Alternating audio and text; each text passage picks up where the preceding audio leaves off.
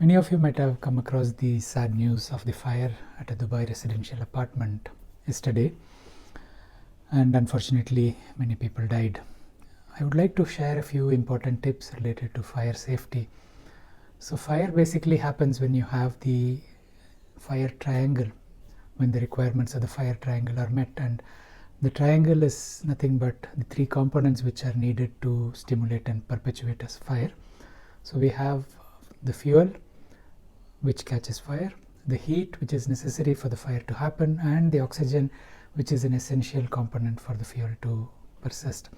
So if you have any of these three together or all of these three together, you get a fire.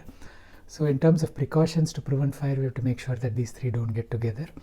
The next point is about how we can put out fires. You can cut out any of these three aspects. Either you stop the oxygen supply, or you remove the fuel, the material which burns, or you remove the heat. So any of these three can happen, and depending on the nature of the fire, you can choose and what you have available. So some fires, I mentioned in a previous video on kitchen fires, that you should use a fire blanket which suffocates the oxygen.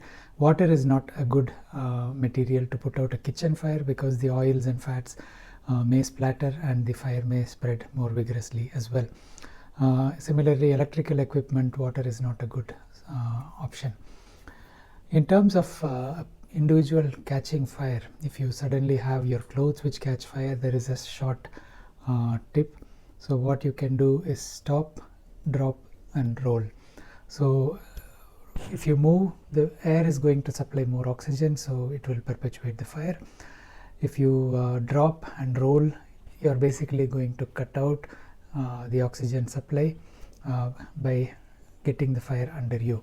So this is what you need to do if any of your clothing catches fire. Teach this to your family members and anyone else who could benefit from this as well. The next important point is cutting out the fuel, which happens when you have, for example, a gas supply in the kitchen which is leaking. So turn off the cylinder, and that will obviously put out the fire as well. So this is an important tip. What happens if you come across someone whose clothes has caught fire and they're not able to drop and roll? So in this situation, you have to get a blanket and cover them, but don't approach them from the front, because in their panic they are likely to grab you and the fire will spread to you and it will create a problem. So what you need to do is take a blanket which is thick material or a rug and quickly wrap them. If you can wet it, it's good. If you can't, it's still okay. You're tightly wrapping them, and then you can drop them and roll them. So that way you're going to extinguish the fire, and also by approaching from behind, you're removing the risk of their holding on to you.